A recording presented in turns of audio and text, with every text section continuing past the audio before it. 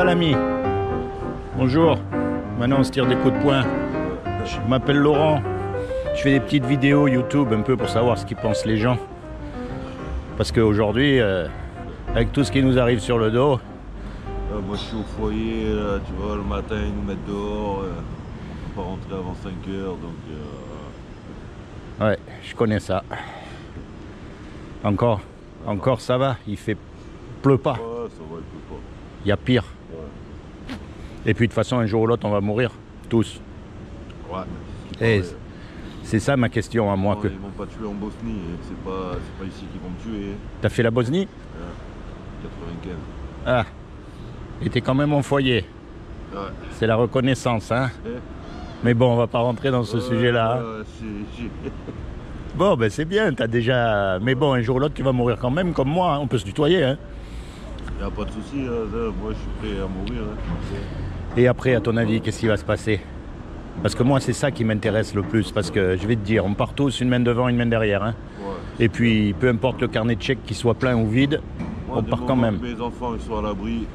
T'as des enfants? Ouais, j'en ai deux. Ah, quel âge ils ont? 7 ans et 14 ans. Ah, ils sont encore jeunes. 14 ans, ça y est, ça commence à... Au moment qu'ils sont à l'abri, après, moi je m'en fous de moi.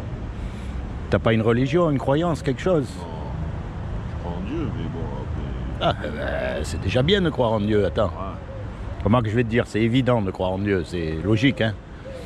Ben, normalement, quand on meurt, on va être jugé par rapport au bien ou au mal qu'on a fait. Avec les gens que j'ai tués en Bosnie, je vais être mal jugé, je crois. Eh ben, tu sais quoi? Détrompe-toi. Parce qu'il y a marqué que Dieu, c'est le chef des armées. Et quand tu fais une guerre pour le bien, eh ben, c'est pas comme tu assassines quelqu'un dans la rue, comme ils font maintenant avec les bébés qui se font assassiner dans le ventre de leur mère, tu comprends? Il y avait des soldats à l'époque de Jésus. Ouais. Ah, eh ben, et alors? Et d'ailleurs, même quand il y en a deux qui sont venus voir, comment il s'appelle, Jean-Baptiste, là, ils lui ont demandé qu'est-ce qu'il faut qu'on fasse. Et c'était des soldats. Et à l'époque, les soldats, hein, c'était avec la lance. Hein. On est d'accord? Bon. Et il leur a pas dit de déposer les armes. Hein. Il leur a juste dit, écoute, obéis aux ordres. Ne profite pas de ta position de soldat pour voler des gens. Tu vois? Et non, mais c'est vrai ce que je dis. Et en fait, on va être jugé. Donc la question à se poser, c'est à savoir comment est-ce qu'on sait si on fait du bien ou du mal. Eh bien ça, il y a une loi qui existe. C'est les 10 commandements. Tu connais les 10 commandements? Ouais. Alors on va voir comment tu vas faire. Et attention, je te juge pas parce que moi j'ai lamentablement échoué au test. D'accord? Et puis même, tu vas voir comme ça que c'est pas une question de gravité en fait. Parce que il y a un commandement, il dit tu mentiras pas. Est-ce que tu as déjà menti? Ouais. Ah oui. Eh oui, mais moi aussi. Bonjour. Bonjour, on se tire des coups de poing maintenant. Bon, pas trop fort quand même. Non, pas trop fort. Après, il faut qu'on s'habitue. On vient de commencer. L'année prochaine, ça sera plus fort. Peut-être pas dans les mains. Oui, peut-être. Quand on voit les Américains ce qu'ils se sont mis, quoi. Ça va? Ouais, ça va, ouais. Pas trop froid? Non, ça va. Bon, alors mettez un solide. Hein? Ouais, ça va. J'ai dormi au foyer cette nuit, tranquille. À l'étape là? Ouais. Il n'y a pas eu de bagarre cette nuit? Non. Putain, moi, tous les mecs qui viennent, ils me disent oh putain, on s'est battu, il y en a qui ont de la cocaïne et tout. Je dis mais les mecs ils sont fauchés, comment ils font pour avoir. Il nous a cassé les couilles hier soir en salle télé, mais on l'a dégagé vite fait. Ouais. Après, voilà. On est tous à la rue, donc... Ouais, à un moment donné, il faut... Faut supporter. Ouais. Et ouais, c'est comme ça. Voilà, c'est grave mieux. Bon, je vous souhaite une bonne année à tous les deux. Mais moi aussi. Passez un bon week-end. Eh ben vous aussi, c'est gentil, merci. Allez, ciao. Et en plus, je vois que tu as une croix autour du cou. Ouais, pour ma mère. Bon, déjà, tu vois, tu es un menteur comme moi. Non, après... Ma mère, elle m'a emmené. Non, mais je veux dire pour la loi de Dieu. Tu sais que comment on va être jugé par rapport aux 10 commandements. Comme tu as menti, comme moi, tu es un menteur. Il y a un commandement, il dit tu voleras pas. Est-ce que tu as déjà pris quelque chose qui n'est pas à toi? Et je suis un ancien braqueur. Je suis un ancien braqueur. Je suis tombé, j'ai pris 4 ans pour 7 braquages. Il y a un commandement, il dit J'ai donné. tu commettras pas d'adultère. Mais Jésus, il a dit quiconque regarde une femme pour la convoiter a déjà commis un adultère avec elle dans son cœur. Hey. Rien qu'avec les yeux. Mais tu sais pourquoi elle est belle cette loi? Parce que justement, elle montre qu'on n'a pas le droit de se juger les uns les autres. Qui c'est qui a jamais menti? Tu crois que le pape, il a jamais menti? Ou que le rabbin des rabbins, il a jamais menti? Ou qu'il a jamais regardé une femme du coin de l'œil? Bien sûr que oui. On est tous coupables par rapport à Dieu, tu comprends?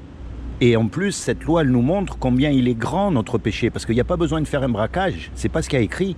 Il y a marqué, tu voleras pas, peu importe la quantité. Et ça nous met tous à la même enseigne. Et c'est ça qui nous sépare de Dieu. Et comme on a péché, le salaire du péché, c'est la mort. C'est pour ça qu'on meurt. C'est à cause de notre péché. Tu vois? Et quand on va mourir et qu'on va passer devant le jugement dernier, on va être jugé par rapport à cette loi-là. Et le problème, c'est que comme on est coupable, il va nous envoyer où? Au paradis ou en enfer? Eh oui, non mais tu vois ce que je veux dire?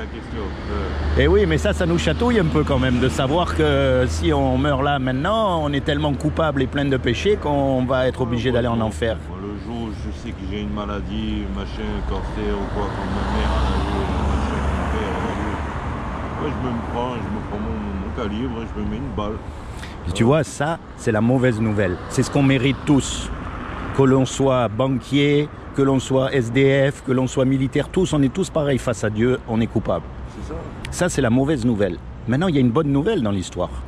C'est que c'est Dieu qui nous a fait. Puisque tu crois en Dieu, tu sais qu'il nous a fait.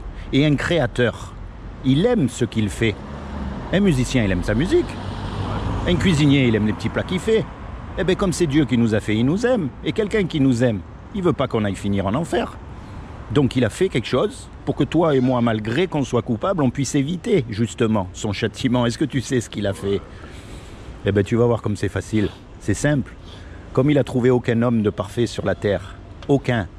Ni même le religieux des religieux. Parce que eux, c'est les pires des hypocrites. Eh bien, il est venu lui-même. Et il s'est habillé avec un corps. Il s'est revêtu d'un corps qui est Jésus. Et il a dit, quiconque croit que Jésus est le Fils de Dieu et qu'il est ressuscité des morts, il aura la vie éternelle à mes côtés. C'est aussi simple que ça. Il n'a pas dit qu'il fallait aller dans une église, ou dans une mosquée, ou dans une secte, ou à droite ou à gauche. Non, il a juste dit croire. Et le problème, c'est que les démons, ils existent.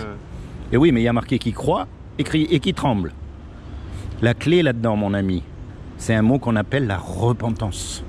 Et repentance, ça veut dire quoi? Ça ne veut pas dire, encore une fois, d'aller dans une religion. Mais quand tu es tout seul, tourne-toi vers Dieu. Commence à lui parler. C'est comment ton prénom? Fred. Fred, moi c'est Laurent. Dis-lui, voilà, moi je m'appelle Fred, je suis FDF. Et oui, mais c'est normal que tu as du mal. Qui c'est qui n'a pas de mal à parler à Dieu? Par rapport à ce que j'ai fait en Bosnie et tout ça, je peux pas... Eh bien pourtant, tu vois, il est prêt à te pardonner. Parce qu'encore une fois, ce que tu as fait en Bosnie, tu as simplement obéi aux ordres. Ouais. Toi, tu étais engagé, t'es pas un bandit qui va faire n'importe quoi. Tu as porté l'uniforme, tu comprends? Ouais, donc tu obéis aux ordres. J'avais pas le choix. Donc tu n'as commis aucun crime. Si. Ouais, mais même. J'ai tiré sur des gens. Ben oui, mais bon.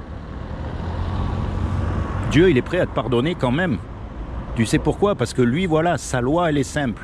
Il y a marqué, tu ne tueras pas. D'accord? Ok. T'as tué. D'accord.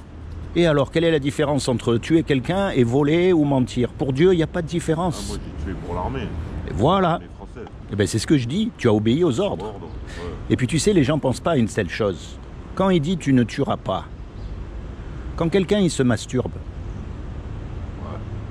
il tue. Parce que la vie qu'il jette par terre, elle est condamnée, elle va s'éteindre, alors que si elle avait été faite dans des conditions comme il faut que ce soit fait, ça aurait donné la vie à un enfant. Tu vois, on ne pense pas à ces choses. Donc moi, mon ami, ce que je t'encourage, encore une fois, c'est pas de rentrer dans une religion, mais quand tu es tout seul, tu te rapproches de Jésus. Déjà, tu acceptes ce qu'il a fait pour toi à la croix. Parce que quand il est mort à la croix, en fait, il est mort à ta place et à ma place. C'est comme si tous les deux, on fait un braquage. Un dernier braquage. Et puis, bien sûr, on se fait serrer. On passe devant le juge, et le juge, il nous dit, voilà, tous les deux. 10 ans. Vous payez 1 million d'euros ou vous partez 20 ans? T'as pas le 1 million d'euros? Moi non plus. on part. On ne peut rien faire en plus. On ne peut pas effacer ce qu'on a fait. Hein. On ne peut pas dire au juge, eh, d'accord, je suis désolé, je ne vais plus recommencer. Ça ne marche pas. Et puis il y a un homme qui arrive, qu'on ne connaît même pas, et qui met l'argent sur la table pour qu'on soit libre. Comment tu vas être par rapport à cet homme? Tu vas être reconnaissant. Ah, moi j'ai mon avocat, moi.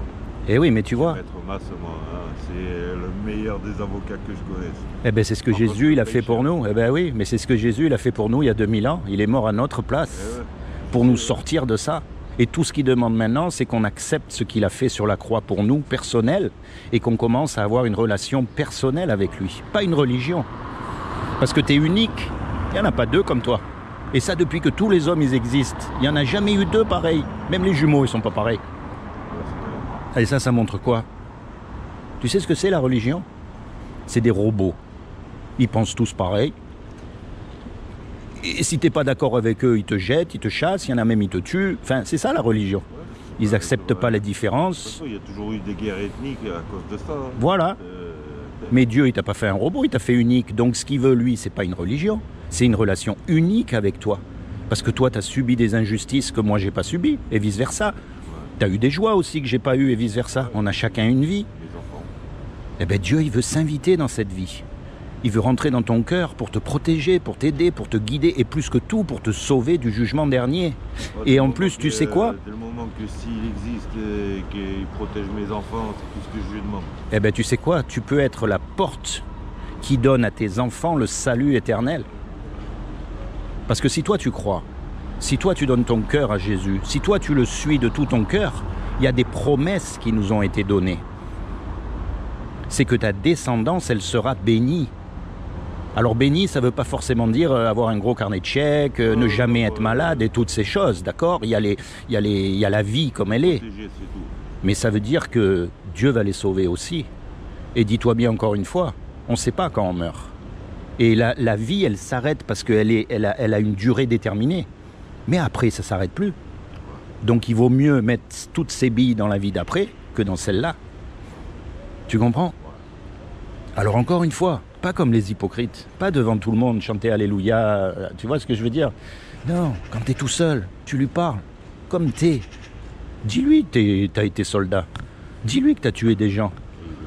Eh bien sûr qu'il le sait en plus, t'as pas besoin de lui dire. Hein. Mais alors avec lui, ce qu'il y a de bien, c'est que tu peux être sûr qu'il répétera pas. Tu peux te confier. C'est marqué dans mon dossier militaire. Donc, Eh oui, mais t'es un militaire. T'es pas un assassin. T'es un militaire. Tu comprends? J'ai du mal à dormir à cause de ça quand même. Eh ben alors c'est pas un accident, je t'ai rencontré peut-être. C'est peut-être pour te soulager de ce poids que tu te mets toi-même alors que Dieu te le met pas ce poids. Parce qu'il y a écrit qu'il est le chef des armées. C'est lui qui commande les armées. Nous, on croit que c'est les hommes qui vont faire la guerre à droite, à gauche. C'est lui qui dirige les armées. C'est le chef. Capitaine, le chef. Oui, mais ton capitaine, il a un chef au-dessus de lui. Qui a un chef au-dessus de lui? Qui a encore un chef au-dessus? Il y a toujours un chef au-dessus, t'as remarqué? Donc il faut que tu t'enlèves ce poids des épaules. Tu n'as assassiné personne. Tu es un militaire qui s'est battu pour ton pays, d'accord?